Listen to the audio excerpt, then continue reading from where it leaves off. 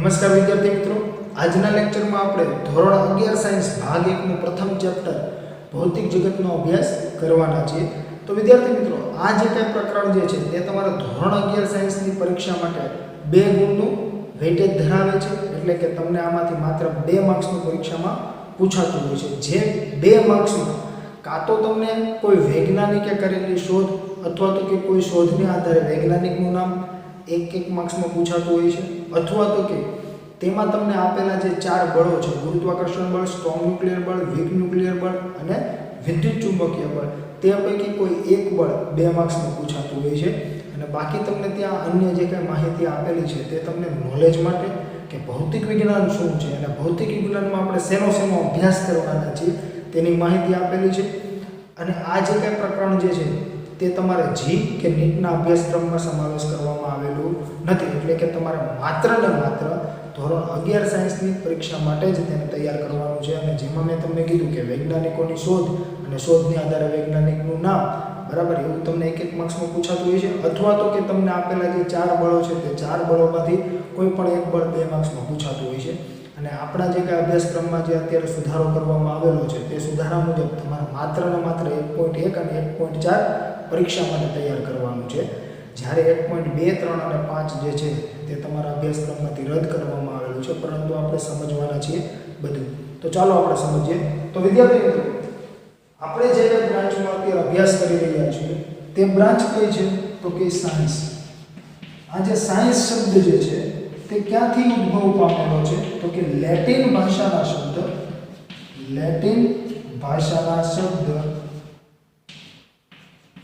સિન્ટિયા પરથી સાયન્સ શબ્દનો ઉદ્ભવ થયેલો છે. જેનો મતલબ શું થશે? તો કે જેનો મતલબ થતો હોય છે જાણવું. એવી જ રીતે સંસ્કૃત ભાષાનો શબ્દ જે છે, વાસ્તવમાં જો સંસ્કૃત ભાષાનો શબ્દ છે વિજ્ઞાન, પણ હિન્દી અને ગુજરાતીમાં આપણે વિજ્ઞાન કહેતા હોઈએ છીએ, એટલે અહીંયા વિજ્ઞાન લખેલું છે, બરાબર છે.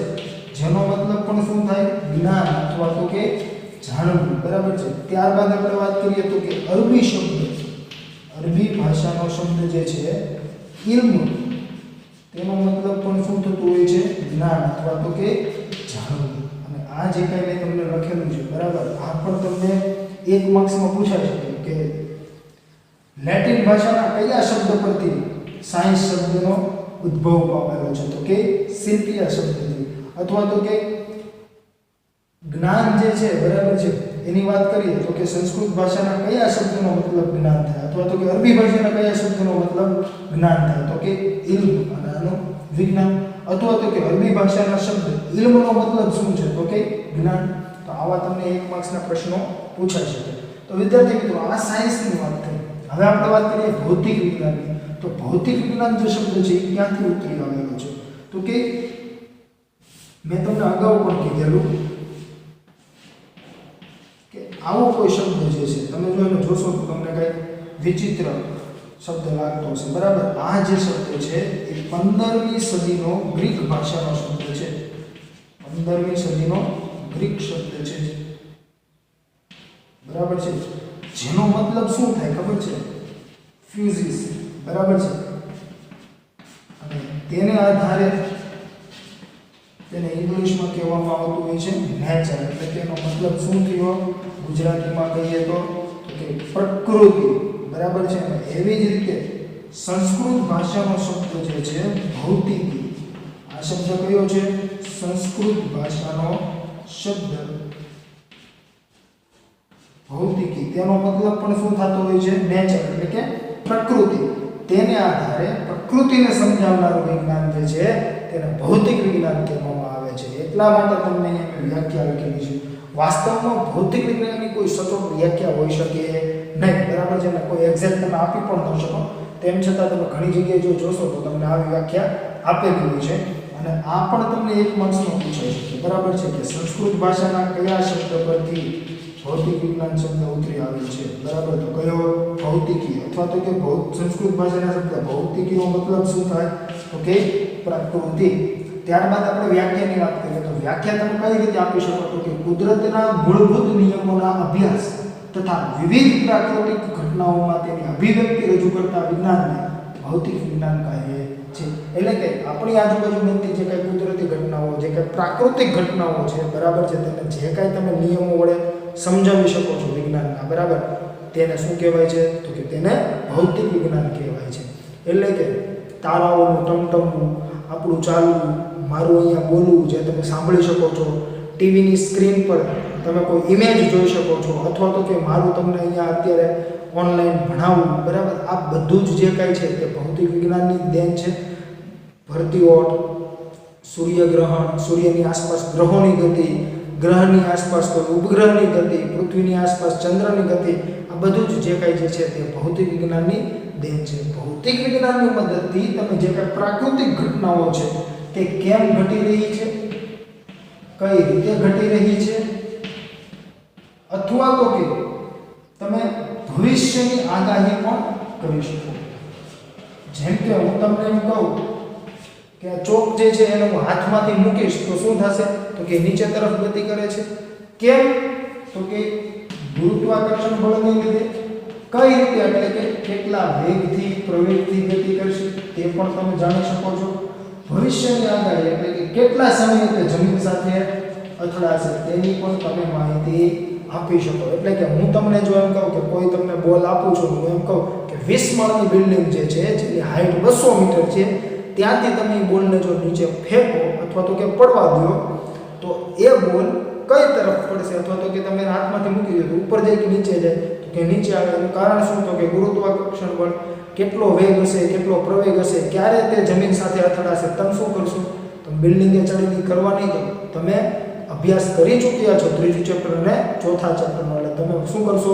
તો કે નિયમિત પ્રવેગી ગતિના સમીકરણો મૂકી દેશો અને કહી દેશો સર આટલા સમયે જમીન સાથે અથડાશે અને આટલા વેગથી જ અથડાશે. તો એના માટે આપણે કોનો ઉપયોગ કરીએ છીએ? ભૌતિક વિજ્ઞાનનો.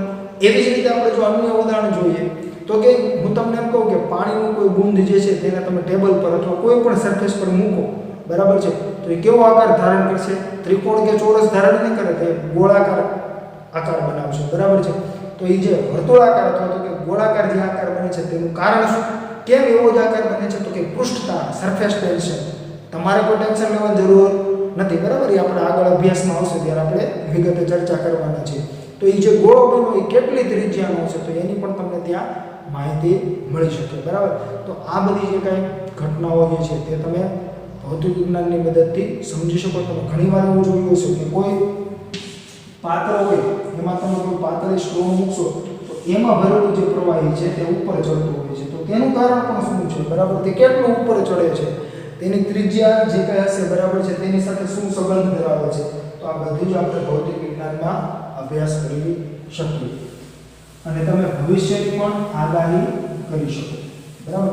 તો એટલા માટે જ મિચ્યુ કેપુ કરીને એક ભૌતિક વિજ્ઞાની જે હતા છે, બરાબર છે, જેમણે કીધેલું છે if you want to understand future you have to understand physics. એટલે કે તમારે જો ભવિષ્યને જાણવું હોય તો તમારે ફરજિયાત ફિઝિક્સને જાણવું પડે, એટલે કે ભૌતિક વિજ્ઞાનને જાણવું પડે, બરાબર છે. ત્યાર પછી આપણે વાત કરીએ તો કે ભૌતિક વિજ્ઞાન અને ગણિતને એક આંતર સંબંધ છે. કેમ કે ભૌતિક વિજ્ઞાનને જો તમારે સમજવું હોય તો તમારે ત્યાં ગણિતની જરૂર પડે. ગણિત વગર ભૌતિક વિજ્ઞાન અધૂરું છે. કેમ કે આપણે અભ્યાસ કરી ચૂક્યા છે. આપણે જે કાંઈ આવતા દાખલાઓ છે બધા જ દાખલાઓ સૈદ્ધાંતિક હોય છે, બરાબર છે. અને બધા દાખલાઓમાં આપણે વિજ્ઞાનનો ઉપયોગ કરીએ છીએ, એટલે કે વિજ્ઞાનના નિયમોનો ઉપયોગ કરીએ છીએ અને સાથે સાથે આપણે ગણિતનો પણ ઉપયોગ કરતા હોઈએ છીએ. તો એટલા માટે વિજ્ઞાનને સમજાવવા માટે આપણે ખાસ ગણિતની જરૂર પડતી હોય છે, બરાબર છે. વિજ્ઞાનનો રાજા જે છે એ કોણ છે? ભૌતિક વિજ્ઞાન. અને એટલા માટે જ ગણિતની જ આપણે જરૂર પડતી હોય છે. ત્યાં ગણિત વગર ભૌતિક વિજ્ઞાન સમજાવી શકાય નહીં. એટલા માટે આને રાજા કહેવામાં આવેલો છે અને ગણિતને રાણી કહેતા હોય છે. જે આપણે જૂની ટેક્સ્ટ બુક જે હતી ગુજરાત શૈક્ષણિક બોર્ડની, બરાબર છે, તેમાં પણ હતું અને ઘણી અન્ય જગ્યાએ પણ લખેલું છે કે વિજ્ઞાનનો રાજા ફિઝિક્સ છે, જ્યારે વિજ્ઞાનની રાણી ગણિત છે. અને તમે કોઈ સાયન્ટિસ્ટના જો નામ સાંભળ્યા હોય તો કે સર આઇઝેક ન્યૂટન, ગેલેલિયો, બરાબર છે. તો આ બધા જે કાંઈ સાયન્ટિસ્ટો હતા તે પૈકી ઘણા સાયન્ટિસ્ટો એવા પણ હતા કે જે મેથેમેટિશિયન પણ હતા અને ફિઝિસિસ્ટ પણ હતા, એટલે કે ભૌતિક વિજ્ઞાની પણ હતા અને ગણિતશાસ્ત્રી પણ હતા. તે પૈકી જો તમારે એક ઉદાહરણ કોઈનું આપવું હોય તો ન્યૂટન જે છે બરાબર એ ગણિત શાસ્ત્રી પણ હતા અને ભૌતિક શાસ્ત્રી પણ હતા, બરાબર છે, એટલે કે તે બંને જાણતા હતા. ત્યાર પછીની વાત કરીએ વિદ્યાર્થી મિત્રો તો કે ભૌતિક વિજ્ઞાન જે છે તેને બે મુખ્ય વિચારધારાઓમાં ડિવાઈડ કરેલું છે, જેની આપણે વાત કરીએ તો કે એકીકરણ એટલે કે યુનિફિકેશન,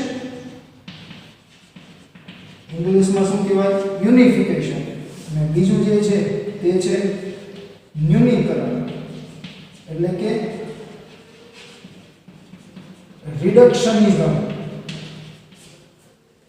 તો જો એકીકરણ તમે નામ પરથી કહી શકો કે એક કરવાનું થતું છે. ન્યૂનીકરણ ન્યૂનતમ એટલે કે આપણે શું કહેતા ન્યૂનતમ એટલે શું થાય સૂક્ષ્મ કરવું, બરાબર છે.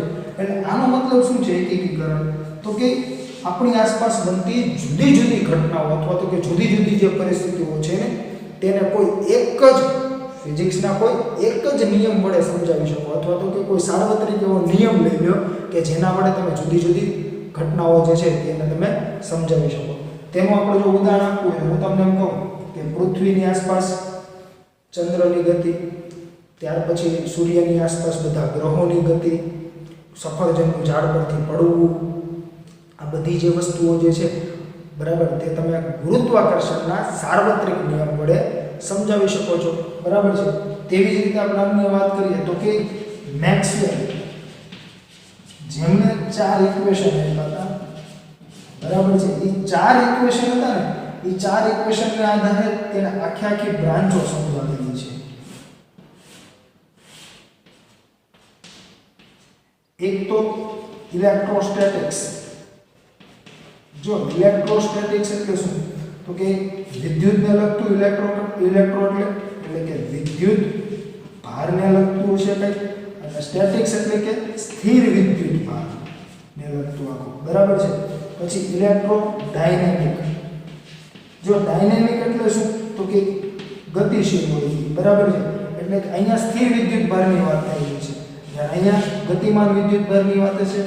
ત્યાર પછીની આપણે વાત કરીએ વિદ્યાર્થી મિત્રો તો કે મેગ્નેટિઝમ પણ એને આખું સમજાવેલું છે. એક ઇક્વેશન જે છે બરાબર છે તેના આધારે આખું મેગ્નેટિઝમ સમજાવી શકાય છે, એટલે કે ચુંબક.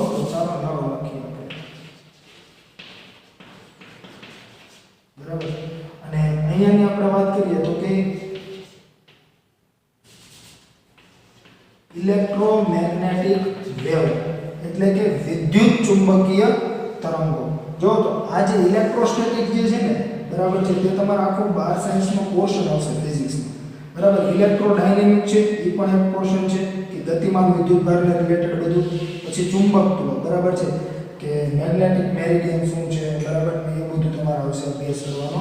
પછી ઇલેક્ટ્રોમેગ્નેટિક વિદ્યુત ચુંબકીય તરંગો. તો આ બધું જે છે એક ઇક્વેશનને આધારે આખું ઇલેક્ટ્રોસ્ટેટિક સમજાવી દીધું.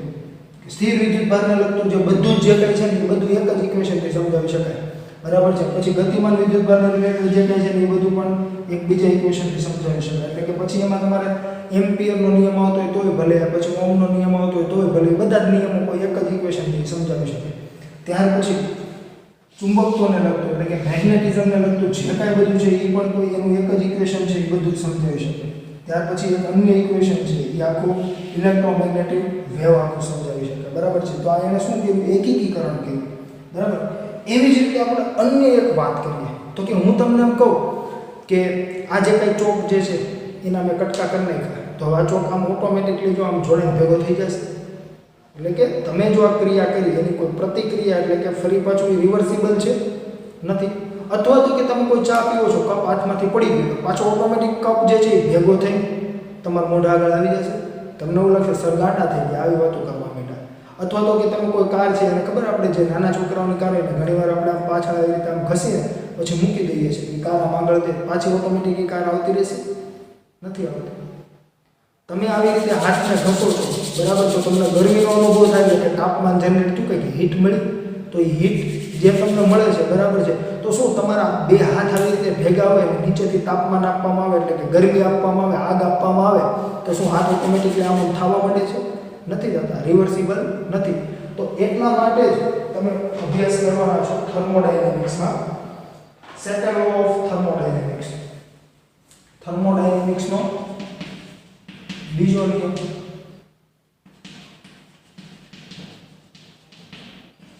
જો મેં તમને ઘણી બધી ઘટનાઓ કીધી કે જે પ્રતિવર્તી નથી, એટલે કે એક જ તરફ થતી હોય, બીજી તરફ ફરી પાછી થતી હોય નહીં, બરાબર છે. તો એટલા માટે એને કીધું હતું delta S is greater than 0, જેના માટે હશે એ બધી ઘટનાઓ પ્રતિવર્તી હોય, બરાબર છે. એટલે એક જ નિયમથી બધી જ ઘટનાઓ સમજાવી શકાય, એટલે કે એન્ટ્રોપી જેની 0 કરતાં વધુ હશે, બરાબર. એ શું છે એ બધું આપણે ચેપ્ટરમાં આખો અભ્યાસ કરવાના છીએ વિગતે, બરાબર છે. તો અને એક બીજી અન્ય વાત કરીએ તો કે આના પરથી તો એકીકરણની જે મેં તમને વાત કરી ને તેના પરથી આપણે એક અન્ય વાત કરીએ તો કે તમે નામ સાંભળેલું હશે સ્ટીફન હોપકિન્સ, બરાબર છે. તો એમણે એવું કીધું હતું કે દુનિયાની મને બધી જ ઘટનાઓ આપી દો એને હું કોઈ એક જ નિયમ વડે સમજાવી શકીશ, બરાબર છે. એટલે એની જે એક બુક છે થિયરી ઓફ એવરીથિંગ, એ બુકમાં એને આ બધી જ ઘટનાઓને કોઈ એક નિયમથી સમજાવવાનો પ્રયત્ન કરેલો છે, પરંતુ એમને કોઈ એવો એક્ઝેક્ટ નિયમ નહોતો મળ્યો, પણ એક્ઝેક્ટ એ નિયમની સૌથી નજીકનું હોય ને તો એ હતો આ નિયમ થર્મોડાયનેમિક્સનો બીજો નિયમ, કે જેના દ્વારા એ બનતી જે કંઈ ઘટનાઓ જે છે એમાંથી મેક્સિમમ ઘટનાઓને એ એકત્રિત કરી શક્યા હતા, એટલે કે એકીકરણ કરી શક્યા હતા. ત્યાર પછીની વાત કરીએ વિદ્યાર્થી મિત્રો તો કે ન્યૂનીકરણ. ન્યૂનીકરણ જે છે એ શું છે, એટલે કે કોઈ જટિલ ખૂબ જ તંત્રની વાત કરીએ તો કે કોઈ જટિલ તંત્રના ગુણધર્મોને સમજવા અથવા કોઈ જટિલ તંત્રને તમારે સમજવું છે તો આખા તંત્રને નહીં સમજવાનું, તમારે શું કરવાના એના સાદા ઘટકોને સમજી લો, એટલે કે એના પાર્ટ્સને સમજી લો, એટલે તમને ઓટોમેટિકલી આખું તંત્ર સમજાઈ જશે. એટલે હંમેશા આપણે ન્યૂનીકરણ જ કરતા હોઈએ છીએ, બરાબર. એટલે તમે જો જ્યાં આપણે ભૌતિક વિજ્ઞાનનો અભ્યાસ કરવાના છે એમાં આપણે એકીકરણ અને ન્યૂનીકરણ જ કરેલું હોય છે. તમે એનું હું તમને ઉદાહરણ આપું, તમારે જનરેટર સમજવું છે, તમે જનરેટર કઈ રીતે સમજો છો તો કે ડાયરેક્ટ તમે આખું જનરેટર એનું ના સમજી શકો. તમારે તો પહેલાં શું સમજવું પડે કે જનરેટરમાં શું હોય તો કે સ્લિપ રિંગ્સ હોય, જનરેટરમાં આર્મેચર હોય, બરાબર, આર્મેચર કોઇલ લખીએ ચાલો, બરાબર. તો આવા બધા જે કંઈ જનરેટરના પાર્ટ છે, પછી ચુંબક હોય ને મેગ્નેટ્સ, બરાબર છે. તો આ બધા જે કંઈ પાર્ટ્સ છે એને તમે સમજી લો, એની શું કાર્ય પદ્ધતિ છે અથવા કઈ રીતે એ કાર્ય કરે છે, બરાબર. તો એ બધાને જો તમે પર્ટિક્યુલર સમજી લેશો એટલે ઓટોમેટિકલી તમે જનરેટર આખું સમજી લેશો. તો આને શું કહેવાય તો કે એને ન્યૂનીકરણ કેવું કહેવાય, એટલે કે તમે આ જે કંઈ જટિલ તંત્ર છે એને ન સમજતા તમે શું કરો છો, એના જે કાંઈ ઘટકો જે છે તેને સમજી લો છો, બરાબર. તેને આધારે તમને ઓટોમેટિકલી આખું જટિલ તંત્ર જે છે તે સમજાઈ જવાનું છે, તેને શું કહેવાતું હોય છે, ન્યૂનીકરણ કહેવાતું હોય છે. તો વિદ્યાર્થી મિત્રો આપણે 1.1 જે તમારી પ્રસ્તાવના જે છે તેમાં તમને બધી આ વાતો કરેલી છે, સાથે સાથે અન્ય વૈજ્ઞાનિકોના અને એની શોધખોળની પણ વાત કરેલી છે. તો હવે આપણે જોઈએ કે તમને ટેક્સ્ટ બુકમાં કઈ રીતે આપેલું છે. તો વિદ્યાર્થી મિત્રો તમે જો ટેક્સ્ટ બુકમાં જોશો પ્રકરણ 1 ભૌતિક જગત એટલે કે ફિઝિકલ વર્લ્ડ, તો તમને આઈડિયા આવશે કે ત્યાં તમને 5 ટોપિક આપેલા છે ચેપ્ટરમાં, જે પૈકી ટોપિક 1.1 જે છે તેમાં તમને ભૌતિક વિજ્ઞાન શું છે તેના વિશેની માહિતી આપેલી છે. 1.2 જે છે તેમાં તમને ભૌતિક વિજ્ઞાનના કાર્યક્ષેત્ર અને ઉત્તેજનાની વાત કરેલી છે. 1.3 જે છે તેમાં તમને ભૌતિક વિજ્ઞાનનો ટેકનોલોજી અને સમાજ સાથે શું સંબંધ છે તેની વાત કરેલી છે. 1.4 જે છે તેમાં તમને કુદરતમાં પ્રવર્તતા મૂળભૂત બળોની વાત કરેલી છે, જેમાં 4 બળો જે છે ગુરુત્વાકર્ષણ બળ, વિદ્યુત ચુંબકીય બળ, સ્ટ્રોંગ ન્યુક્લિયર બળ અને વીક ન્યુક્લિયર બળ તેની વાત કરેલી છે. 1.5 જે છે ભૌતિક શાસ્ત્રમાં નિયમોની પ્રકૃતિ, બરાબર, તેના માટે છે.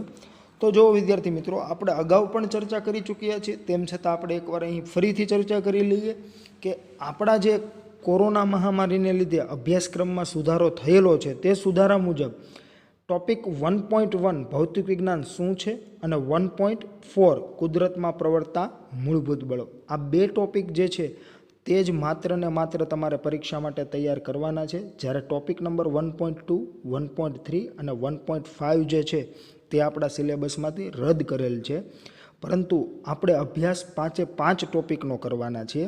તે પૈકી હવે આપણે સૌપ્રથમ શરૂઆત કરીશું ટોપિક 1.1 ભૌતિક વિજ્ઞાન શું છે. તો વિદ્યાર્થી મિત્રો અહીંયા તમને વાત કરેલી છે આપણા જિજ્ઞાસાશીલ અને કલ્પનાશીલ મગજને લીધે આપણે જે વિજ્ઞાનમાં જે હરણફાળ ભરી છે અને આપણે અત્યારે આધુનિક વિજ્ઞાન અને ટેકનોલોજી તરફ આગળ ને આગળ વધી રહ્યા છીએ તેની વાત થયેલી છે. તો ત્યાં તમને કીધું છે કે માનવીને સદાયથી તેની આસપાસ ફેલાયેલા વિશ્વની બાબતમાં જાણવાની જિજ્ઞાસા રહેલી છે. અનાદિકાળથી આકાશમાં રાત્રે ચમકતા અવકાશીય પદાર્થો તેને સંમોહિત કરતા રહ્યા છે. દિવસ અને રાત્રિનું નિયમિત પુનરાવર્તન થવું, ઋતુઓનું વાર્ષિક ચક્ર, ગ્રહણો, ભરતીઓટ, જ્વાળામુખીઓ, મેઘધનુષ્ય એ કાયમ માટે તેના આશ્ચર્યના સ્ત્રોત રહ્યા છે. વિશ્વમાં દ્રવ્યના આચરજ પ્રમાણે તેવા પ્રકારો અને જીવન તથા વર્તણૂકની વિસ્મયકારી વિભિન્નતા છે.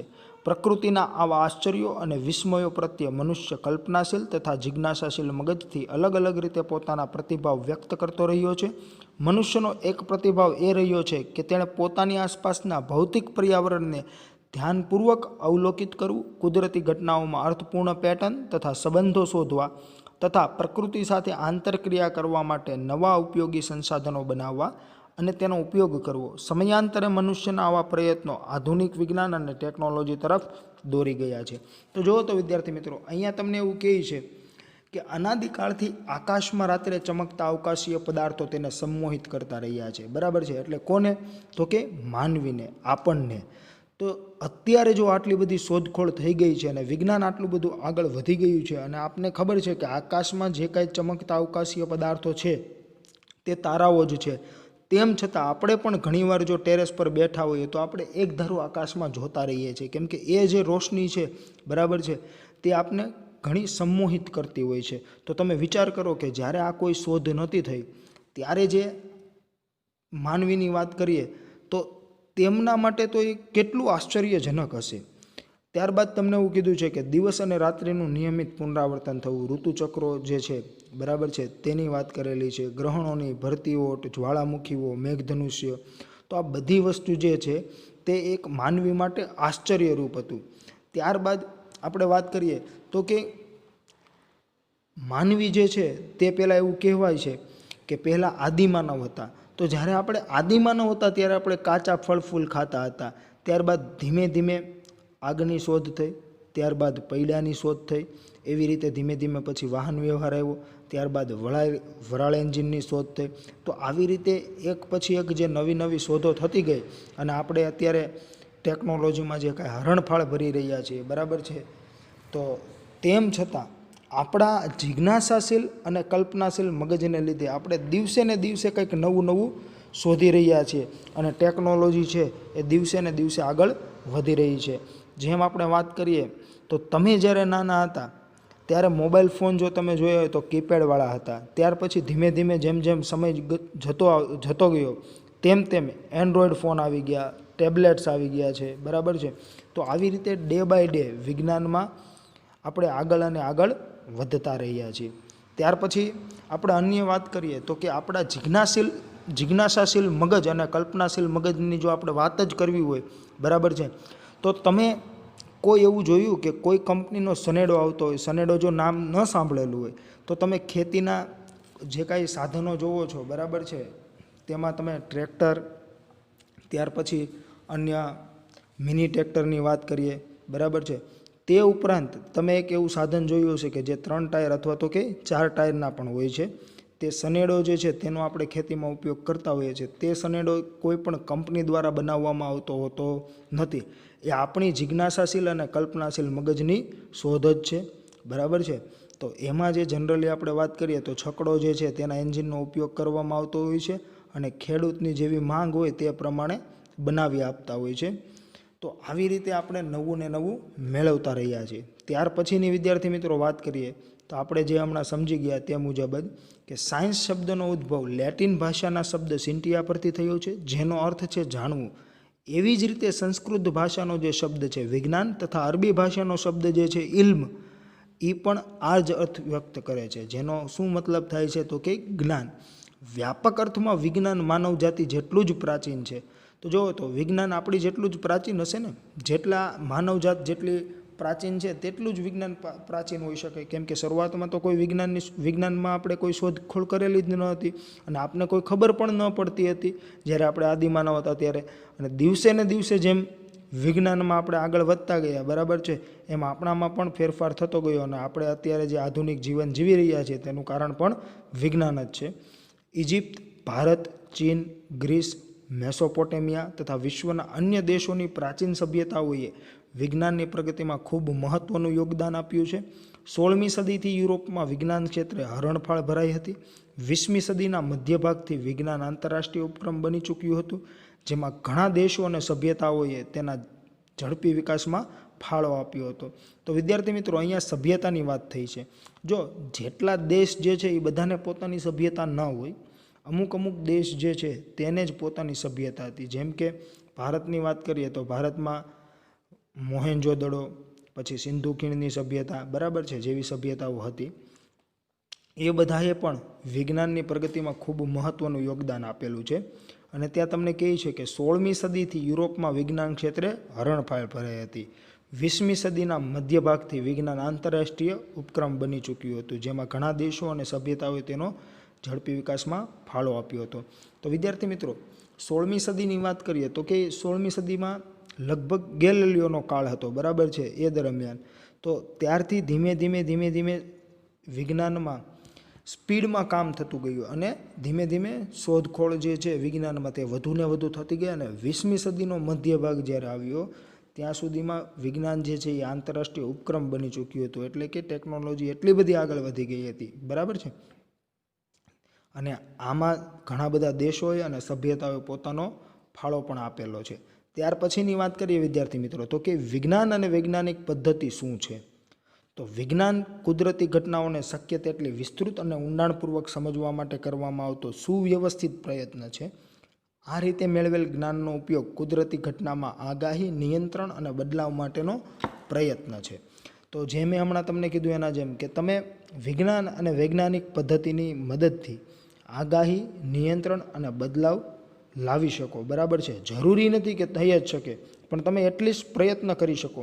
જેનું તમને ઉદાહરણ આપવું હોય તો ચોમાસા દરમિયાન જ્યારે અરબી સાગરમાં જ્યારે સિસ્ટમ જનરેટ થાય છે ત્યારે ઘણીવાર એવું કહેતા હોય છે કે દરિયા કિનારે આવેલા જે કાંઈ ગામડાઓ અથવા કે શહેરો છે તેને ખાલી કરી દો અને જે કાંઈ દરિયાકાંઠાના જે કાંઈ વિસ્તારો છે તે હાઈ એલર્ટ પર રાખી દો. શું કરવા? તો કે હવામાન વિભાગ જે છે તે વિજ્ઞાનની મદદથી, ટેકનોલોજીની મદદથી તે જાણે છે અને તેને ખબર છે કે 2-4 દિવસમાં જો કોઈ અરબી સાગરમાં સિસ્ટમ જનરેટ થયેલી છે, બરાબર છે, તો એ ત્યાં જે કાંઈ વચ્ચે જે કાંઈ પવન અથવા તો કે જે કાંઈ વાવાઝોડું જે છે તે આપણા તરફ આવી રહ્યું છે, તો કેટલી સ્પીડે આવશે, કેટલું અંતર છે આપણાથી અને કેટલો સમય તેને પહોંચવા લાગશે, એ મુજબ એ હાઈ એલર્ટ આપતા હોય છે. અને એલર્ટમાં પણ એ લોકો પ્રકારો આપતા હોય છે જુદા જુદા, બરાબર છે. તો આવી રીતે આગાહી કરી શકતા હોય છે. અને નિયંત્રણની વાત આવે તો નિયંત્રણ માટે તે એ રીતે ટીમ મૂકતા હોય છે.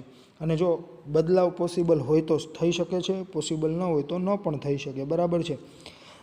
આપણી આજુબાજુ જે કંઈ જોવા મળે છે તેના આધારે સંશોધન કરવું, પ્રયોગ કરવા અને આગાહી કરવી તે વિજ્ઞાન છે. એટલે કે તમારી આજુબાજુમાં જો તમને કંઈક નવીન વસ્તુ જોવા મળે તો તમે એમાં સંશોધન કરો, ત્યારબાદ તેમાં કંઈક પ્રયોગ કરો. એટલે કે તમારે જે કાંઈ ટ્રાયલ કરવી હોય, બરાબર છે, ટ્રાયલ કરી શકો છો, બરાબર. એમાં જો એરર આવે તો ફરીથી ટ્રાય કરવી પડે. એટલે કે ટ્રાયલ એન્ડ એરર મેથડથી આપણે શું કરતા હોઈએ છીએ? હંમેશા પ્રયોગ કરતા હોઈએ છીએ. અને આગાહી કરવી તે વિજ્ઞાન છે. વિશ્વને સમજવા માટેની જિજ્ઞાસા, પ્રકૃતિના રહસ્યોને ઉકેલવાનું વિજ્ઞાનમાં સંશોધન તરફનું પ્રથમ પગલું છે. વૈજ્ઞાનિક પદ્ધતિમાં આંતરસંબંધ ધરાવતા કેટલાક પદ જો તો તે પદમાં તમને શેની વાત કરેલી છે? તો કે પદ્ધતિસરના અવલોકનો, નિયંત્રિત પ્રયોગો, ગુણાત્મક અને માત્રાત્મક તર્ક, ગાણિતિક નમૂનીકરણ, આગાહીઓ, સિદ્ધાંતો ચકાસવા અને નકારવાનો સમાવેશ થાય છે. તો અહીંયા ખાસ સમજો વિદ્યાર્થી મિત્રો, પદમાં તમને શેની વાત કરેલી છે? તો કે પદ્ધતિસરના અવલોકનો, નિયંત્રિત પ્રયોગો, ગુણાત્મક અને માત્રાત્મક તર્ક, ગાણિતિક નમૂનીકરણ, આગાહીઓ, સિદ્ધાંતો ચકાસવા અથવા નકારવાનો સમાવેશ થાય છે. તો વિદ્યાર્થી મિત્રો, જ્યારે કોઈ પણ વૈજ્ઞાનિક પદ્ધતિની વાત કરવામાં આવે, બરાબર છે, તો કોઈ પણ જ્યારે તમને નિયમ મળતો હોય છે અથવા તો કે કોઈ આપણે સ્ટેટમેન્ટ આપતા હોઈએ છીએ વિજ્ઞાનમાં, તો ત્યારે તમારે તો સૌપ્રથમ તેના રિલેટેડ પ્રયોગો કરવા પડતા હોય છે. તે પ્રયોગો પરથી તમે અવલોકનો લેતા હોવ છો અને અવલોકનોને આધારે ગુણાત્મક અને માત્રાત્મક તર્ક લાગતા હોય છે. અને ગાણિતિક નમૂનીકરણ એટલે કે મોડેલ પણ તૈયાર કરવામાં આવતા હોય છે.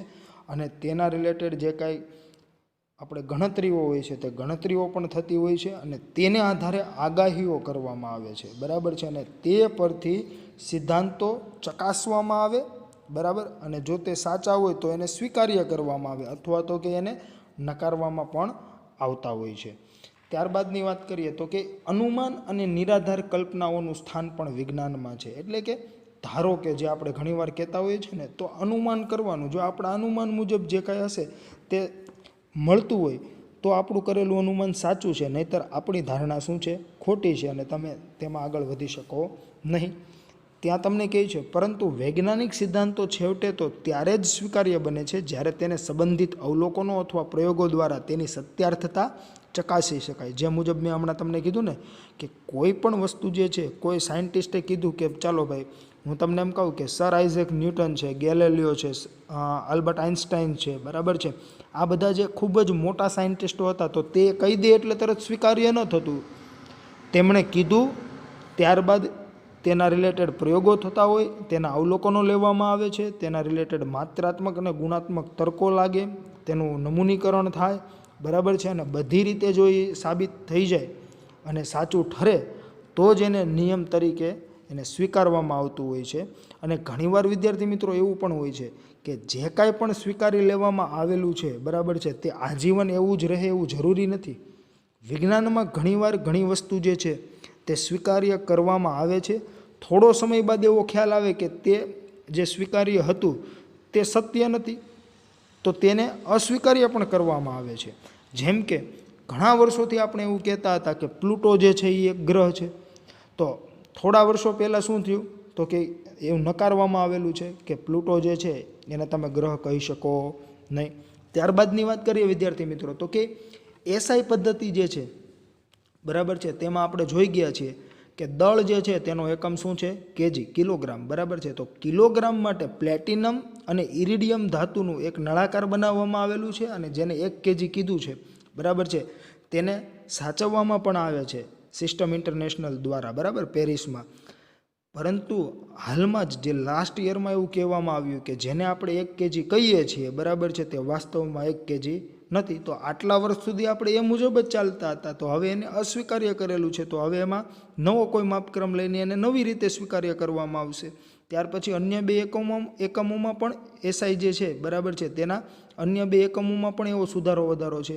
એટલે આ મુજબ કે કોઈ પણ વસ્તુ સ્વીકાર્ય થઈ જાય છે તો તે આજીવન સ્વીકાર્ય રહે એવું જરૂરી નથી, બરાબર છે. કોઈ સાયન્ટિસ્ટ જે છે, બરાબર, તેણે આપેલું સ્ટેટમેન્ટ જે છે તેમાં પ્રયોગોને બધી વસ્તુઓને આધારે એવું લાગે કે નહીં આ સાચું છે તો એને સ્વીકાર્ય કરવામાં આવે. પરંતુ દિવસે ને દિવસે જે વિજ્ઞાનમાં આપણે આગળ વધી રહ્યા છીએ તે મુજબ જો કોઈ જગ્યાએ તેનો ઉપયોગ કરતા તે સત્ય ન ઠરે તો તેને અસ્વીકાર્ય પણ કરવામાં આવતું હોય છે. ત્યાર પછી તમને કહે છે પ્રકૃતિ અને વિજ્ઞાનની પ્રવિધિઓ માટે ઘણા તાર્કિક વિવાદો છે જેની ચર્ચા અત્રે કરવી આવશ્યક નથી. ત્યાર પછી તમને કીધું છે કે સિદ્ધાંત તથા અવલોકનો અથવા પ્રયોગોનો એકબીજાની આંતરક્રિયા વિજ્ઞાનની પ્રગતિનો મુખ્ય આધાર છે. આંતરક્રિયા એટલે કે એકબીજા રિલેટેડ હોય, બરાબર છે, સિદ્ધાંત અને અવલોકનો, બરાબર. ત્યાર પછી તમને કહે છે વિજ્ઞાન હંમેશા ગતિશીલ છે, તો 100% વાત સત્ય છે. ડાયનેમિક એટલે શું થાય, ગતિશીલ, બરાબર. વિજ્ઞાન હંમેશા ગતિશીલ છે. ગતિશીલ હોવું એટલે કે સ્થિર ન હોવું, બરાબર. વિજ્ઞાનમાં દિવસે ને દિવસે શોધ થયા જ રાખે છે, એટલે કે વિજ્ઞાન દિવસે ને દિવસે આગળ વધ્યા જ કરે છે, તો તમે વિજ્ઞાન ગતિશીલ છે તેવું કહી શકો. ત્યાર પછી તમને કહે છે વિજ્ઞાનમાં કોઈ પણ સિદ્ધાંત અંતિમ હોતો નથી તથા વૈજ્ઞાનિકોમાંથી કોઈને નિર્વિવાદિત સત્તા હોતી નથી. એટલે ખાસ સમજજો અહીંયા, વિજ્ઞાનમાં કોઈ પણ સિદ્ધાંત જે છે તે અંતિમ હોતો નથી. એટલે કે આ જે સિદ્ધાંત મળી ગયો, બરાબર છે, એટલે પૂરું, એટલે બધું બસ ફાઇનલ થઈ ગયું, હવે પછી કાંઈ ના થઈ શકે એવું આમાં હોતું નથી. દિવસે ને દિવસે નવું નવું મળતું હોય છે તથા વૈજ્ઞાનિકોમાંથી કોઈને નિર્વિવાદિત સત્તા હોતી નથી, બરાબર છે.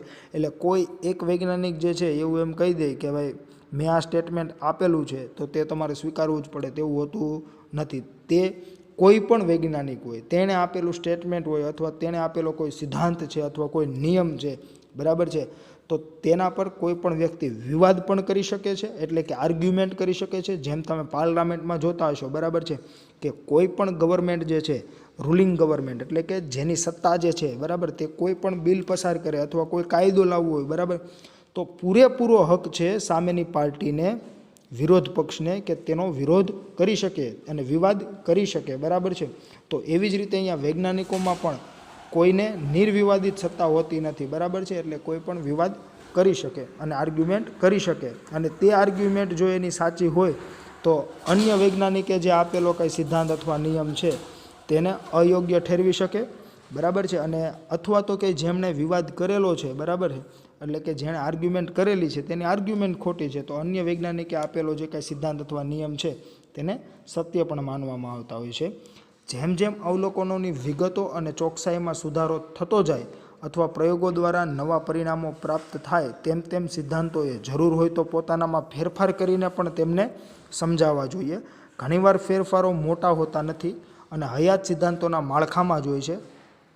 જો તો અહીંયા શું કહે છે તો કે જેમ જેમ અહીંયા તમને એવું કહે છે અવલોકનોની વિગતો અને ચોકસાઈમાં સુધારો થતો જાય અથવા પ્રયોગો દ્વારા નવા પરિણામો પ્રાપ્ત થાય તેમ તેમ સિદ્ધાંતોએ જરૂર હોય તો પોતાનામાં ફેરફાર કરીને પણ તેમને સમજાવવા જોઈએ. તો વિદ્યાર્થી મિત્રો, આપણે જ્યારે ચેપ્ટર નંબર 5 ગતિના નિયમોનો જ્યારે અભ્યાસ કરીશું, બરાબર છે, ત્યારે તમે આ ખાસ જોશો, બરાબર, કે ત્યાં ગેલેલિયોએ જે જડત્વનો નિયમ આપેલો હતો તે જડત્વના નિયમમાં જ સહેજ સુધારો કરીને ન્યૂટને ગતિનો પહેલો નિયમ આપેલો છે, બરાબર. એટલે કે જ્યાં જરૂર પડે ત્યાં જે કંઈ સિદ્ધાંતો છે એમાં થોડો ઘણો સુધારો વધારો થતો હોય છે, તેમાં સુધારો વધારો કરી શકે છે, બરાબર છે, એવું તમને ત્યાં કહેવા માગે છે. ઘણીવાર ફેરફારો મોટા હોતા નથી અને હયાત સિદ્ધાંતોના માળખામાં જ હોય છે. આ ખાસ સમજજો, બરાબર. જો ફેરફાર મોટો હોય તો આખો સિદ્ધાંત ફરી જતો હોય છે, પણ જો ફેરફાર બહુ મોટો ન હોય તો માત્ર ને માત્ર કોઈ પણ એક સિદ્ધાંત છે, બરાબર છે, તેમાં નાનો અમથો સુધારો હોય તો એટલો સુધારો કરીને એને ફરીથી સ્વીકાર્ય કરવામાં આવતું હોય છે. ત્યાર પછી તમને કહે છે ટાઇકો બ્રાહે દ્વારા ગ્રહોની ગતિને સંબંધિત એકત્રિત કરેલ વિસ્તૃત માહિતીનું જોહાનિસ કેપ્લરે પરીક્ષણ કર્યું. આ તમામ માહિતી નિકોલસ કોપરનિકસે આપેલ સૂર્ય કેન્દ્રીયવાદની વર્તુળાકાર કક્ષાઓને બદલે લંબવૃત્તીય કક્ષાઓ દ્વારા વધુ સારી રીતે સમજાવી શકાય છે. તો અહીંયા ખાસ સમજો, ટાઇકો બ્રાહે જે છે એ ખગોળશાસ્ત્રી હતા. તેમણે અવકાશીય પદાર્થો માટે ખૂબ જ ઘણી બધી એણે શોધખોળો કરેલી છે. એટલે કે તેમણે ઘણા બધા સ્ટેટમેન્ટ આપેલા, તેમની એક ડાયરી હતી, બરાબર છે, તેમાં તે બધું લખતા જતા હતા અને તે પોતે નવરાશના સમયે હંમેશને માટે આકાશ સામે જોઈને બેઠતા અને તે નવું નવું જાણવાની પોતાની જે જિજ્ઞાસાશીલ વૃત્તિ જે હતી, બરાબર છે, તેના લીધે તે નવા નવા સ્ટેટમેન્ટો લખતા અને તેને આધારે તેની જે કાંઈ વિસ્તૃત માહિતી જે છે તેનું પરીક્ષણ જોહાનિસ કેપ્લરે કર્યું. અને કેપ્લરે જે પરીક્ષણ કર્યું તેના પરથી એને ખબર પડી કેપ્લરને કે નિકોલસ કોપરનિકસે જે સૂર્ય કેન્દ્રીયવાદ આપ્યો હતો, બરાબર છે, ત્યારે એણે એવું કીધું હતું જો નિકોલસ કોપરનિકસે કે સૂર્ય છે એ કેન્દ્રમાં છે, એટલે એને સૂર્ય કેન્દ્રીયવાદ કહે છે, બરાબર છે. ખાસ સમજો, આપણા જે કાંઈ ગ્રહો જે છે તે સૂર્યની ફરતે ફરતા હોય છે, બરાબર. તો એ બધા ગ્રહો વર્તુળાકાર કક્ષામાં ફરે છે એવું એણે કીધેલું, બરાબર છે, કોપરનિકસે. પણ કેપ્લરે શું કીધું તો કે એ વર્તુળાકાર કક્ષામાં ફરે છે ને એના બદલે લંબવૃત્તીય કક્ષાઓમાં જ ફરતા હોવા જોઈએ. તો જ આ જે કાંઈ માહિતી બધી ટાઇકો બ્રાહે જે ભેગી કરેલી હતી, બરાબર છે, તે મુજબ એ સત્ય ઠરતું હતું. અને એટલા માટે જોહાનિસ કેપ્લરના 3 નિયમો છે, બરાબર છે, ગ્રહોની ગતિ માટેના, જે આપણે ગુરુત્વાકર્ષણ જે ચેપ્ટર નંબર 8 છે તેમાં આપણે અભ્યાસ કરવાના છીએ. એટલે કે જે કાંઈ ગ્રહો જે છે તે લંબવૃત્તીય કક્ષાઓમાં ભ્રમણ કરતા હોય છે. વર્તુળાકાર કક્ષાઓ તો આપણે એટલા માટે લેતા હોઈએ છીએ કે જેથી કરીને આપણે ગણતરી કરવી સહેલી પડતી હોય છે. ઘણીવાર પ્રવર્તમાન સિદ્ધાંતો નવા અવલોકનોને સમજાવવા માટે અસમર્થ હોય છે. આને કારણે વિજ્ઞાનમાં મોટા ખળભળાટ મચે છે. 20મી સદીની શરૂઆતમાં એવું અનુભવાયું કે તે સમયનો સૌથી સફળ ન્યૂટોનિયન યંત્રશાસ્ત્રનો સિદ્ધાંત પરમાણ્વીય ઘટનાઓના મૂળભૂત લક્ષણો સમજાવવામાં અસમર્થ નીવડ્યો. આ જ રીતે પ્રકાશનું તરંગ સ્વરૂપ ફોટો ઇલેક્ટ્રિક લાક્ષણિકતા સમજાવવામાં નિષ્ફળ રહ્યું. પરિણામે પરમાણ્વીય અને આણ્વીય સિદ્ધાંતો સમજવા માટે ધરમૂળથી નવા સિદ્ધાંતોનો વિકાસ થયો. તો વિદ્યાર્થી મિત્રો, ઘણીવાર એવું હોય છે કે કોઈ પણ સિદ્ધાંત હોય છે કે જેને આપણે ખૂબ મહત્ત્વ આપેલું હોય અને આપણે એમ હોય કે આનાથી બધું જ સમજાવી શકાય, તો જરૂરી નથી કે દર વખતે એનાથી બધું જ સમજાવી શકાતું હોય છે, બરાબર છે. ઘણીવાર અમુક વસ્તુઓમાં તે નિષ્ફળ પણ નીવડે છે. એવી જ રીતે પ્રકાશનું તરંગ સ્વરૂપ જે છે એ ફોટો ઇલેક્ટ્રિક ઇફેક્ટ જે છે તેને સમજાવવામાં નિષ્ફળ નીવડ્યું છે. પરિણામે પરમાણુય અને આણ્વીય સિદ્ધાંતો સમજવા માટે ધરમૂળથી થોડા નવા સિદ્ધાંતોની શોધ કરવી પડી અને તેના પરથી જ ક્વોન્ટમ મિકેનિક્સ જે છે બરાબર છે તે આવ્યું છે. જેવી રીતે કોઈ નવો પ્રયોગ વૈકલ્પિક રીતે સૈદ્ધાંતિક નમૂનાઓનું સૂચન કરે છે, તે જ રીતે કોઈ સિદ્ધાંતની પ્રગતિ કેટલાક પ્રયોગોમાંથી કેવા અવલોકનો મેળવવા જોઈએ તેમ સૂચવે છે. જો વિદ્યાર્થી મિત્રો અહીંયા સૈદ્ધાંતિકની આપણે વાત કરીએ બરાબર છે, તો આપણે જે કાંઈ ફિઝિક્સમાં જે કાંઈ દાખલાઓનો અભ્યાસ કરતા હોઈએ છીએ તે સૈદ્ધાંતિક દાખલાઓ જ હોય છે બરાબર છે. તો અહીંયા કોઈ અન્ય વાત નથી કરેલી, અહીંયા એ જ વાત કરેલી છે કે કોઈ નવો પ્રયોગ વૈકલ્પિક રીતે સૈદ્ધાંતિક નમૂનાઓનું સૂચન કરે છે ને તે જ રીતે કોઈ સિદ્ધાંતની પ્રગતિ કેટલાક પ્રયોગોમાંથી કેવા અવલોકનો મેળવવા જોઈએ તેમ સૂચવે છે. એટલે કે આપણે કોઈ પણ પ્રયોગ કરીશું બરાબર છે, તો તેના પ્રત્યે આપણે અવલોકનો મળતા હોય છે અને તે જે કાંઈ અવલોકનો મળતા હોય છે, તે જે કાંઈ સિદ્ધાંત આપેલો છે તે સાચો ઠરે છે કે નથી ઠરતો તેની આપણે માહિતી આપતું હોય છે. ત્યારબાદની વાત કરે છે અર્નેસ્ટ રથરફોર્ડની બરાબર છે. તો અર્નેસ્ટ રથરફોર્ડ જે છે તેણે 1911માં સોનાના વરખ પર આલ્ફા કણોના પ્રકીર્ણનના પ્રયોગના પરિણામો દ્વારા પરમાણુનું ન્યુક્લિયર મોડલ સ્થાપિત કર્યું હતું. તો જુઓ તો વિદ્યાર્થી મિત્રો, આ જે કંઈ પ્રશ્ન જે છે કે અર્નેસ્ટ રથરફોર્ડ 1911માં સોનાના વરખ પર આલ્ફા કણોના પ્રકીર્ણનના પ્રયોગના પરિણામો દ્વારા પરમાણુનું ન્યુક્લિયર મોડલ સ્થાપિત કરેલું, તે તમને 1 માર્ક્સ માટે પૂછાઈ શકે એવો છે. એટલે જે તમારે ત્યાં એવું હોય તો અંડરલાઇન કરી દેવી બરાબર છે. અને આ તમે કેમેસ્ટ્રીમાં અભ્યાસ પણ કરી ચૂક્યા છો. આપણે આગળની વાત કરીએ તો કે આ મોડેલ નિલ્સ બોહરે 1913માં આપેલ હાઇડ્રોજન પરમાણુના ક્વોન્ટમવાદનો પાયો બન્યું. તો જો આ ફરીથી 1 માર્ક્સનો ક્વેશ્ચન અહીંયા એવો બની શકે કે હાઇડ્રોજન પરમાણુનો ક્વોન્ટમવાદ કોણે આપ્યો, તો કે નિલ્સ બોહરે આપેલો હતો. બીજી તરફ પોલ ડીરાકે 1913માં પ્રતિકણના ખ્યાલને સૌ પ્રથમવાર સૈદ્ધાંતિક રીતે રજૂ કર્યો. તો આ ફરી 1 માર્ક્સનો ક્વેશ્ચન કે પ્રતિકણના ખ્યાલને સૌ પ્રથમ સૈદ્ધાંતિક રીતે કોણે રજૂ કર્યો, તો કે પોલ ડીરાકે રજૂ કર્યો. જેના 2 વર્ષ બાદ એટલે કે 1932માં જેના 2 વર્ષ બાદ કાર્લ એન્ડરસને પોઝિટ્રોન એટલે કે ઇલેક્ટ્રોનનો પ્રતિકણની પ્રાયોગિક શોધ દ્વારા તેની પુષ્ટિ કરી. તો જુઓ તો વિદ્યાર્થી મિત્રો, અહીંયા ઇલેક્ટ્રોનનો પ્રતિકણની વાત કરે છે. ઇલેક્ટ્રોન શેના વડે આપણે દર્શાવતા હોઈએ છીએ, તો કે ઈ નેગેટિવ બરાબર છે. જ્યારે પોઝિટ્રોન છે એ પોઝિટ્રોન જે છે તેને ઈ પ્લસ વડે દર્શાવતા હોઈએ છીએ, જેની તમારે ખાસ નોંધ લેવી. આ પણ તમને 1 માર્ક્સના ક્વેશ્ચન તરીકે પૂછાઈ શકે કે પોઝિટ્રોનની પ્રાયોગિક શોધ કોણે કરી હતી, તો કે કાર્લ એન્ડરસને કરી હતી. અને તે મુજબ જ 1 માર્ક્સના તમે પ્રશ્નોની વાત કરો બરાબર, તો તમને અહીંયા પણ એવું પૂછાઈ શકે કે લંબવૃત્તીય કક્ષાઓ વિશેની માહિતી કોણે આપી હતી, તો કે જોહાનિસ કેપ્લરે. ત્યારબાદ સૂર્ય કેન્દ્રીયવાદ કોણે આપેલો હતો, તો કે નિકોલસ કોપરનિકસે બરાબર છે. તો વિદ્યાર્થી મિત્રો, ત્યાર પછી આપણે જોઈએ આગળ, તો તમને ત્યાં કીધું છે કે પ્રાકૃતિક વિજ્ઞાનના વિભાગોમાં ભૌતિક વિજ્ઞાન એક મુખ્ય વિભાગ છે.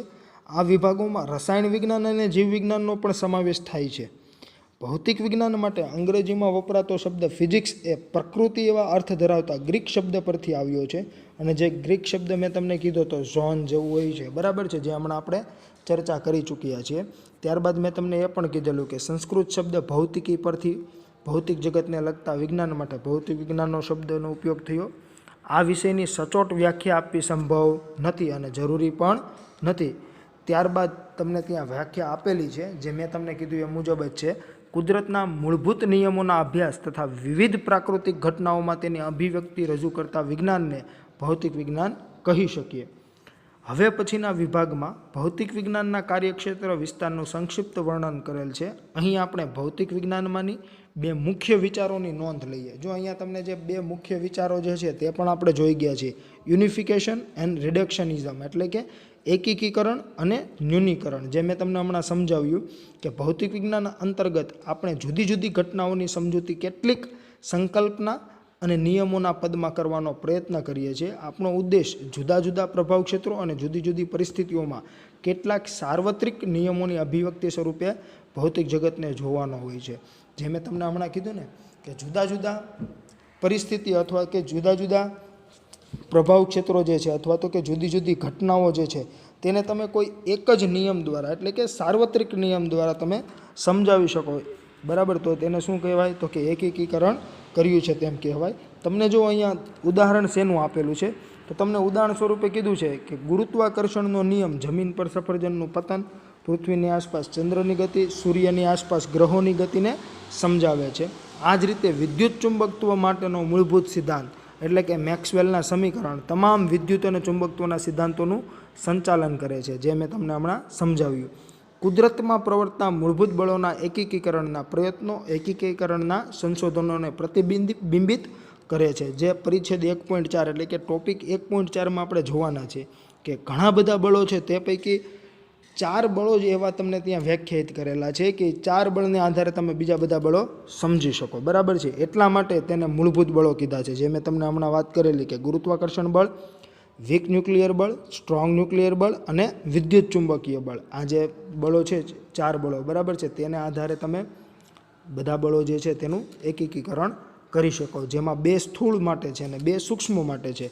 વીક ન્યુક્લિયર અને સ્ટ્રોંગ ન્યુક્લિયર જે છે તે સૂક્ષ્મ માટે છે, જ્યારે ગુરુત્વાકર્ષણ બળ અને વિદ્યુત ચુંબકીય બળ જે છે તે સ્થૂળ માટે છે. બરાબર છે. કોઈ મોટા અને ખૂબ જ જટિલ તંત્રના ગુણધર્મો અને સાદા ઘટકો વચ્ચેની આંતરક્રિયાના ગુણધર્મો તારવવા તે એક સંબંધિત પ્રયત્ન છે. આવા પ્રયત્નોને ન્યૂનીકરણ કહે છે અને તે ભૌતિક વિજ્ઞાનનું હાર્દ છે. જે મેં તમને હમણાં સમજાવ્યું કે ન્યૂનીકરણ કોને કહેવામાં આવતું હોય છે. સાદી ભાષામાં આપણે કહીએ તો કે કોઈ મોટા અને ખૂબ જ જટિલ તંત્રની વાત કરતા હોય ને એના ગુણધર્મોની આપણે વાત કરવી છે, બરાબર છે, તો એ આખું જે જટિલ તંત્ર છે એને સમજવાને બદલે તમે એના નાના નાના ઘટકોને સમજી લો તો પણ તમને આખું જટિલ તંત્ર સમજાઈ જાય. બરાબર છે, એટલે કે એના તમે પાર્ટીશન કરી દો, એટલે કે એને વિભાગોમાં સમજી લો. બરાબર છે, એટલે તમને આખું સમજાઈ જાય. જ્યાં મેં તમને ઉદાહરણ કીધું હતું કે તમારે કોઈ જો જનરેટરને સમજવું હોય તો તમારે શું કરવું પડે તો કે મેગ્નેટનું શું કામ છે એ સમજી લો, આર્મેચર કોઇલ એમાં હોય છે એ શું કરતું હોય છે એ સમજી લો, સ્લીપ રિંગ સમજી લો. બરાબર છે, તો એવી રીતે તમે સમજી શકો. ત્યાં તમને ઉદાહરણ આપેલું છે કે 19મી સદીમાં વિકસેલ વિષય થર્મોડાયનેમિક્સમાં તાપમાન, આંતરિક ઉર્જા, એન્ટ્રોપી જેવી સ્થૂળ ભૌતિક રાશિઓના પદોમાં મોટા તંત્ર સાથે કામ લેવું પડે છે.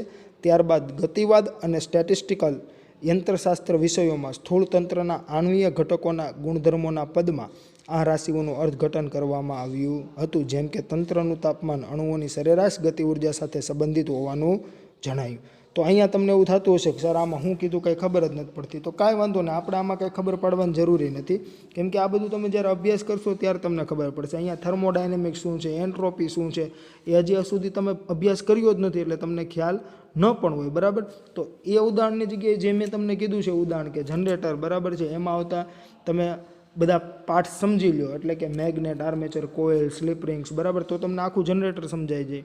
અથવા તો કે કોઈ વ્યક્તિ ચાલે છે તો એ કઈ રીતે ચાલે છે એ તમારે સમજવું હોય તો તમારે શું સમજવું પડે તો કે ચાલવા દરમિયાન આંખનો શું એમાં ઉપયોગ છે, મગજનો શું ઉપયોગ છે, કાનનો શું ઉપયોગ છે, પગનો શું ઉપયોગ છે, એટલે તમે જુદા જુદા અંગોને સમજી લો. બરાબર, એટલે આખી તમને ચાલવાની પ્રક્રિયા સમજાઈ જાય. તો આપણે તે ઉદાહરણથી સમજવાનું જરૂરી નથી કે તમને જે ઉદાહરણ આપેલું હોય, બરાબર છે, તે ઉદાહરણ જ આપણે સમજવું. બરાબર, તો આવી રીતે ભૌતિક વિજ્ઞાન શું છે તે આપણે આજે ચર્ચા કરી.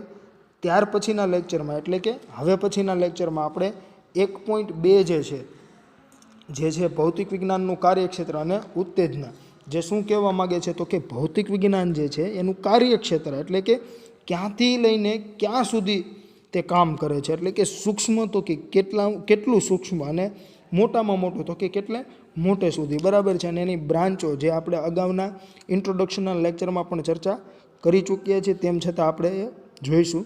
અને ઉત્તેજના એટલે કે ફિઝિક્સમાં એક્સાઇટમેન્ટ શું છે, બરાબર છે, તે પણ આપણે એમાં જોવાના છે, જે હવે પછીના આપણે લેક્ચરમાં ચર્ચા કરીશું. તો વિદ્યાર્થી મિત્રો, આ ચેપ્ટરમાં મેં તમને જેમ કીધું તે મુજબ કે તમને માત્ર 2 માર્ક્સનું આમાંથી પૂછાતું હોય છે, એટલે કે આનું વેઇટેજ જે છે ચેપ્ટરનું તે 2 માર્ક્સનું છે.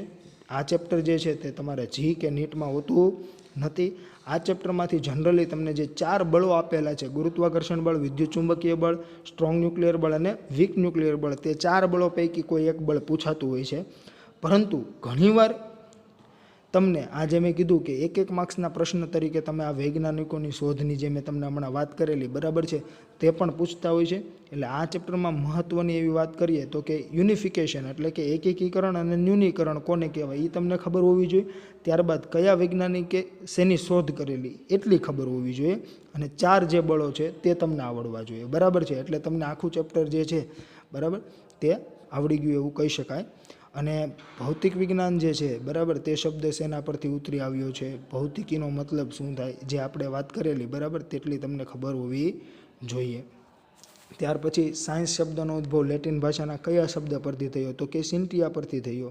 ત્યાર પછી સંસ્કૃત ભાષાનો શબ્દ વિજ્ઞાન જે છે અથવા તો કે અરબી ભાષાનો શબ્દ ઇલ્મ છે તેનો મતલબ શું થાય તો કે જ્ઞાન થાય. આ બધી વસ્તુને તમને ખ્યાલ હોવો જોઈએ. બાકી તો તમને આમાં બધી ચર્ચાઓ આપેલી છે બરાબર છે કે આ જે કાંઈ ચેપ્ટર જે છે તે નોલેજ બેઝ ચેપ્ટર છે. આમાં કોઈ તમારે દાખલા કે એવું કાંઈ આવશે નહીં કે આમાં કોઈ તમારે સૂત્ર પણ આવવાના નથી.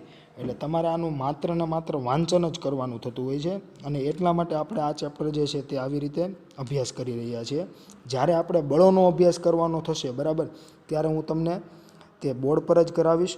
અને ફરી એકવાર જો તમને એવું હોય કે કયા પ્રશ્નો તમારે કરવાના થતા હોય છે તો એ આપણે જોઈ લઈએ. તો કે જ્યાં મેં તમને નિકોલસ કોપરનિક્સવાળી વાત કરેલી બરાબર, સૂર્ય કેન્દ્રીયવાદ. પછી જોનિસ કેપ્લરે જે પરીક્ષણ કર્યું અને એણે શું કીધું કે લંબવૃત્તીય કક્ષાઓ જે છે તે હોવી જોઈએ બરાબર, તે તમારે જોવાનું છે. ત્યાર પછીની વાત કરીએ તો કે આ તમારે જોઈ લેવું. ત્યારબાદ જે અહીંયા આપણે રુથરફોર્ડની વાત કરેલી બરાબર છે કે અર્નેસ્ટ રુથરફોર્ડ 1911માં સોનાના વરખ આલ્ફા કણોના પ્રક્રિયાના પ્રયોગના પરિણામો દ્વારા ન્યુક્લિયર મોડલ, પરમાણુનું ન્યુક્લિયર મોડલ સ્થાપિત કર્યું. ત્યાર પછી અન્ય ક્વેશ્ચન મેં તમને શું કીધો હતો તો કે નિલ્સ બોહરે 1913માં આપેલ હાઇડ્રોજન પરમાણુના ક્વોન્ટમવાદનો પાયો બન્યું હતું. પછી બીજી તરફ પોલ ડીરાકે 1913માં પ્રતિગણના ખ્યાલનો સૌ પ્રથમ સૈદ્ધાંતિક રીતે રજૂ કર્યો હતો. પછી એક ક્વેશ્ચન શું બની શકતો હતો તો કે પોઝિટ્રોનની પ્રાયોગિક શોધ કોણે કરી હતી તો કે કાર્લ એન્ડરસને કરી હતી. તો આટલી વસ્તુ તમારે ધ્યાને લેવી. ત્યાર પછીની વાત કરીએ વિદ્યાર્થી મિત્રો તો કે જે મેં તમને અહીંયા કીધું હતું કે ભૌતિક વિજ્ઞાનમાં માટે અંગ્રેજીમાં વપરાતો શબ્દ ફિઝિક્સ એ પ્રકૃતિ એવો અર્થ ધરાવતા ગ્રીક શબ્દ પરથી આવ્યો છે. અને અહીંયા તમને ગ્રીક શબ્દ આપેલો નથી પરંતુ જે મેં તમને બોર્ડ પર લખેલો જેથી કરીને તમને ખ્યાલ આવે બરાબર છે. તો આ બધી વસ્તુ જે છે તે તમારે ધ્યાને લેવી. ત્યાર પછી અહીંયા ફર્સ્ટ પેજ જે છે, ફર્સ્ટ પેજની આપણે વાત કરીએ તો ફર્સ્ટ પેજમાં તમારે માત્ર ને માત્ર શું જોવાનું છે તો કે આટલું જ કે સાયન્સ શબ્દનો ઉદ્ભવ લેટિન ભાષાના શબ્દ સિન્ટિયા પરથી થયો છે જેનો અર્થ છે જાણવું. સંસ્કૃત ભાષાનો શબ્દ વિજ્ઞાન તથા અરબી ભાષાના શબ્દ ઇલ્મ પણ આ જ અર્થ વ્યક્ત કરે છે જેનો મતલબ શું છે તો કે જ્ઞાન બરાબર છે. તો આ તમારે ખાસ ધ્યાને લેવું. ત્યાર પછીની વાત કરીએ વિદ્યાર્થી મિત્રો તો કે હવે પછીના લેક્ચરમાં જે આપણે 1.2 જે છે તે જોવાના છીએ અને તે આપણા અભ્યાસક્રમમાંથી રદ કરેલું છે. એટલે 1.2 અને 1.3 જે છે તે તમારે પરીક્ષા માટે તૈયાર કરવાનું નથી પરંતુ આપણે તેનો અભ્યાસ કરવો જરૂરી છે.